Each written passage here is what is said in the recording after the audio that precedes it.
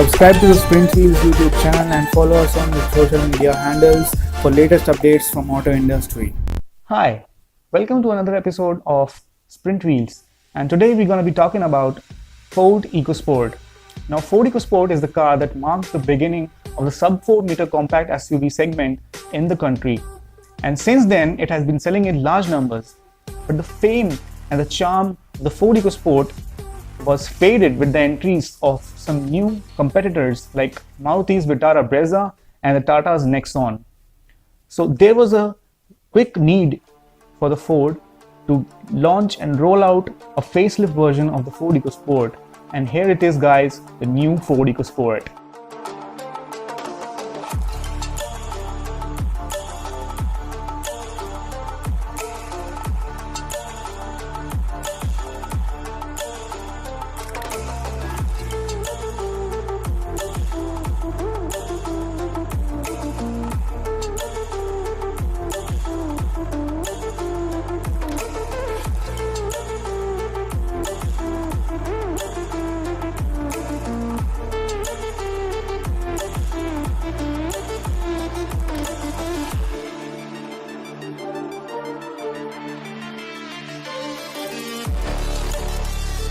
If we talk about the exteriors of this new EcoSport, it is updated and it has got a fresh muscular look to its exteriors, and it looks absolutely amazing.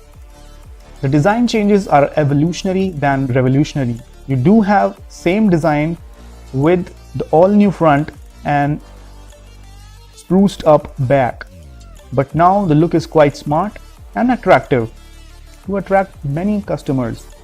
In the front, you get a smart new grille that resembles the Ford Endeavour, which looks really cool.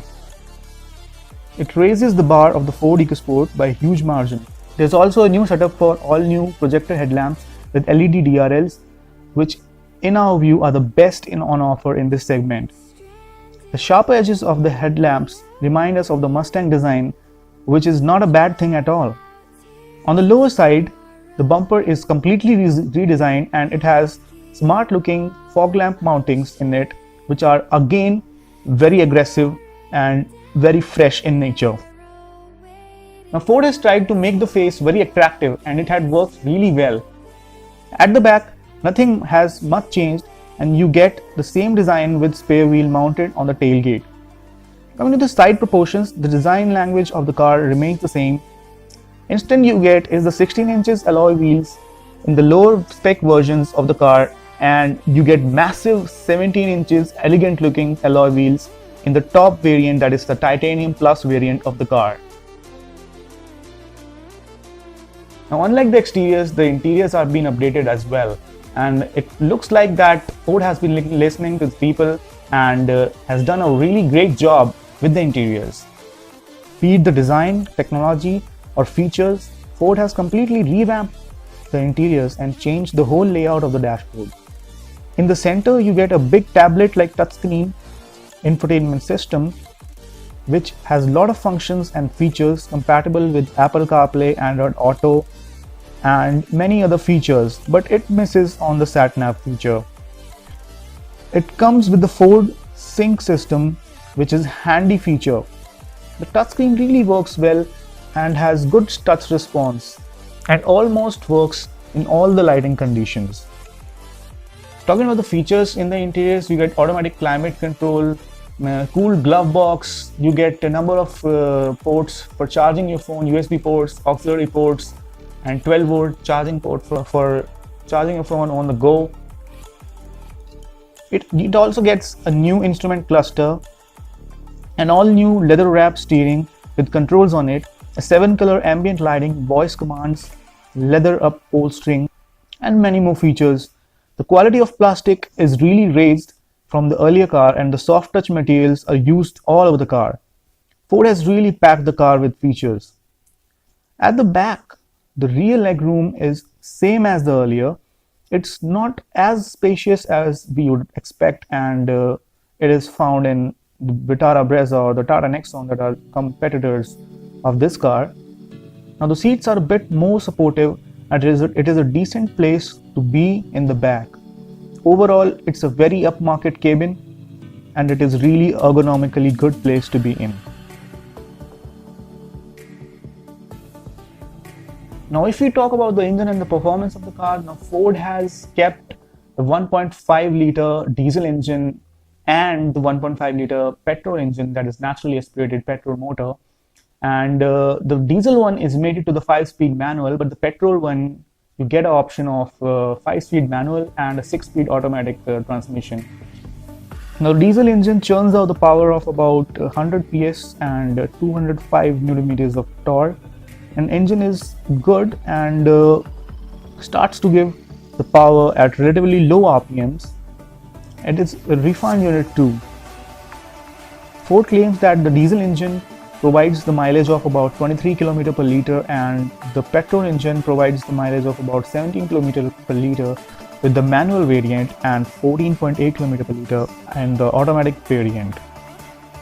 Now both the engines are really fun to drive, but it's the diesel which feels more punchier and is the pick of the range. Now since its launch, the Ecosport has been the driver's car and the ride and handling on this car is pretty amazing.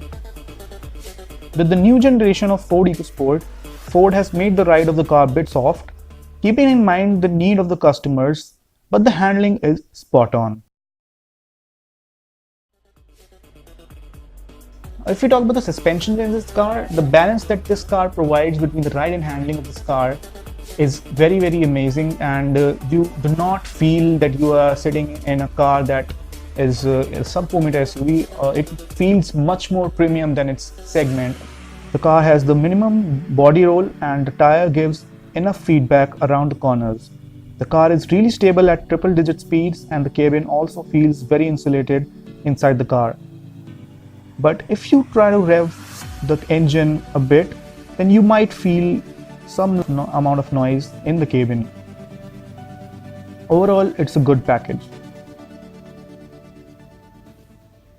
Now, if we talk about the safety features, Ford has not done any compromise on the safety features. In fact, it has the best-in-class safety features available across any car in this segment, and it feels like you are in a car that is not belonging to this segment. It's a segment above.